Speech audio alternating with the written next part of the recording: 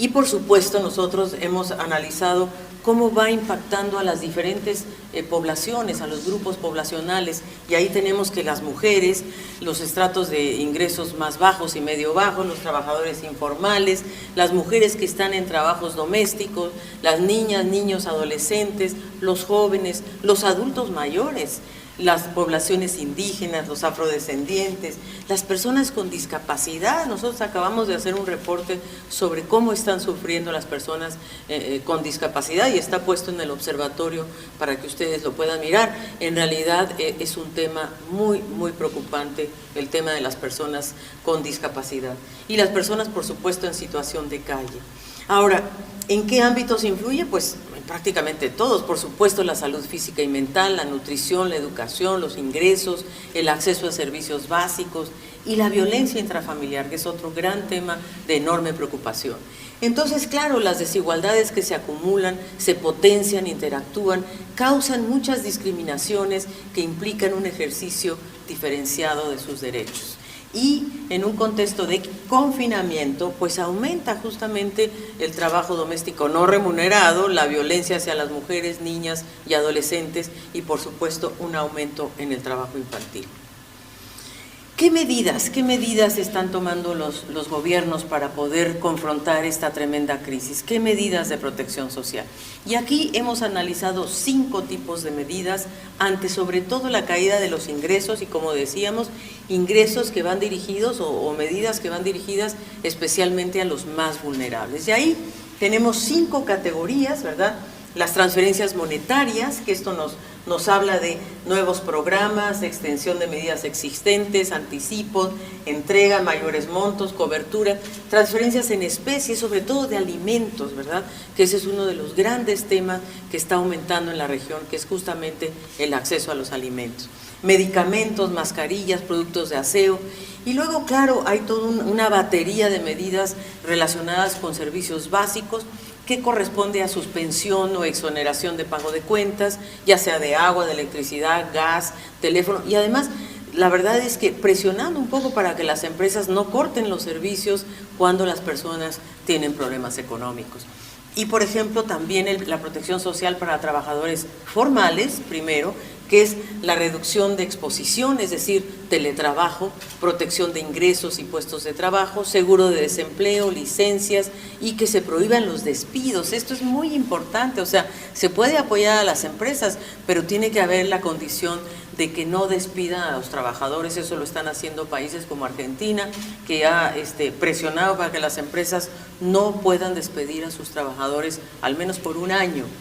Y otros apoyos directos a personas como son y familias, alivios tributarios, facilidad de pagos para los créditos, hipotecas, control de precios. Hay una variedad de medidas y aquí podemos ver que 29 países, que son los que hemos incluido por lo pronto en el observatorio, han tomado 126 medidas para la población pobre y vulnerable.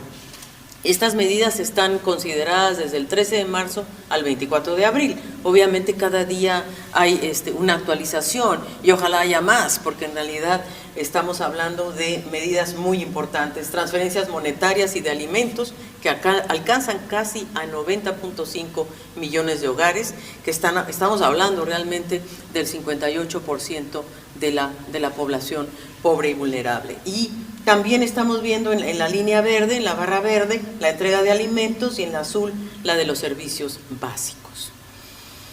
¿Qué medidas para garantizar ingresos, seguridad alimentaria y acceso a servicios básicos? Aquí hemos hecho una desagregación por países y vamos a ver que la mayoría de los países han ido por la vía de transferencias monetarias.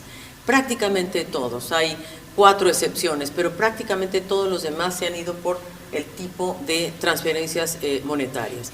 Hay de todo, ahí hemos desagregado 4 modalidades. Una es anticipo de entrega de programas de transferencias existentes, el 2 es el aumento de cobertura poblacional de transferencias existentes, tercero, aumento del monto de las transferencias existentes, y cuarto, nuevas transferencias monetarias, que también es un número muy importante de países los que están aumentando el monto de transferencias monetarias.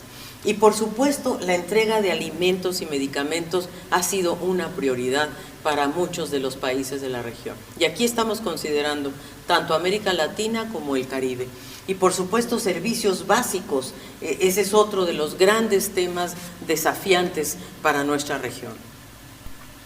Ahora, en términos de transferencias monetarias y de alimentos en la emergencia, nosotros vemos que hay una serie de medidas anunciadas, ¿verdad?, para enfrentar el COVID, y aquí un poco los hemos puesto en perspectiva para que veamos que la entrega de alimentos y medicamentos es la que predomina con un 33%, las nuevas transferencias monetarias el 27%, el aumento de transferencias monetarias el 13% y así sucesivamente.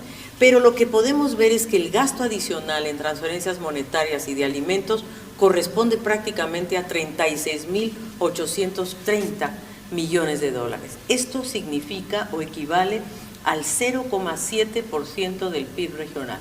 Esta cifra no la olviden, 0,7% del PIB regional. Esto duplica lo que hoy día están invirtiendo los países en transferencias condicionadas.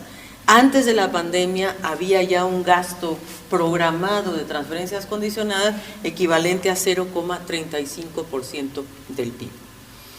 Entonces, 14 países han implementado transferencias monetarias para mitigar esta caída de los ingresos de los trabajadores informales. Nuevamente hemos llegado hasta el 11 de abril y señalamos, por ejemplo, en el caso de Argentina, lo que le llaman el IFE, que es el ingreso familiar de emergencia, que son 10,000 pesos argentinos, 154 dólares para trabajadores independientes o informales entre 18 a 65 años, y ahora se anunció su extensión por un mes más. Se había dado un mes y se anunció por un mes más.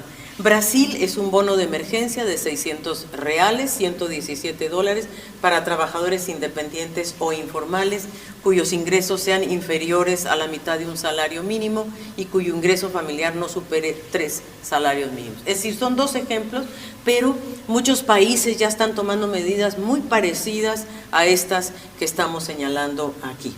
Y por supuesto, un caso que llama mucho la atención y es muy importante es el caso de Costa Rica, que Costa Rica realmente ha hecho un esfuerzo muy grande y es uno de los países que está manejando la crisis de una manera muy interesante.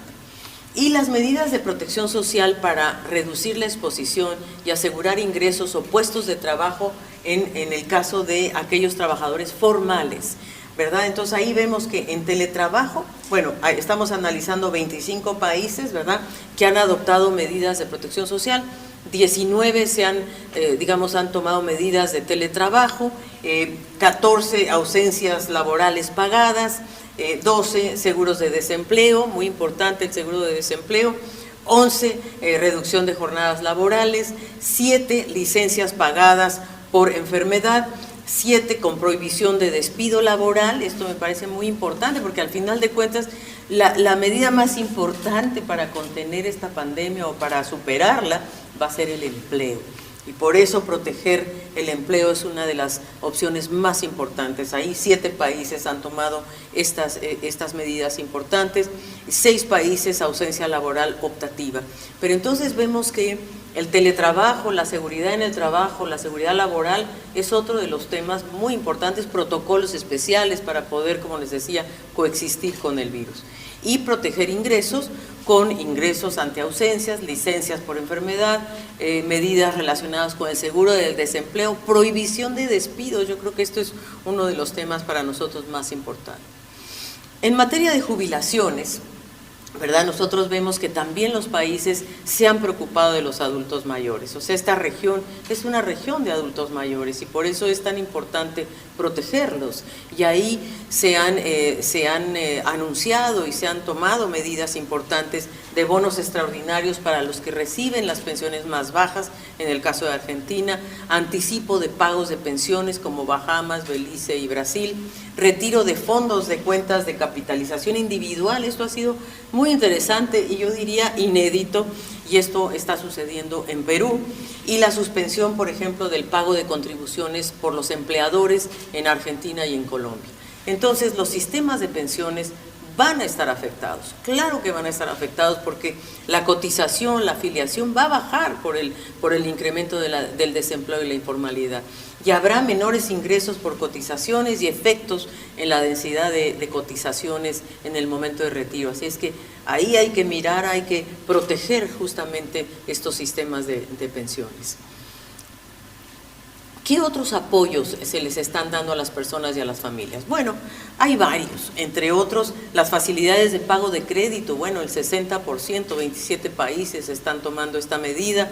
Control de precios, 18%, 8 países. Alivios tributarios, que también son muy importantes para muchas personas, porque facilidades para pagar el crédito, aplazamiento de las cuotas, readecuación y refinanciamiento de préstamos, exención de pagos y suspensión de intereses de mora. Eso es muy interesante y muy importante en estos momentos.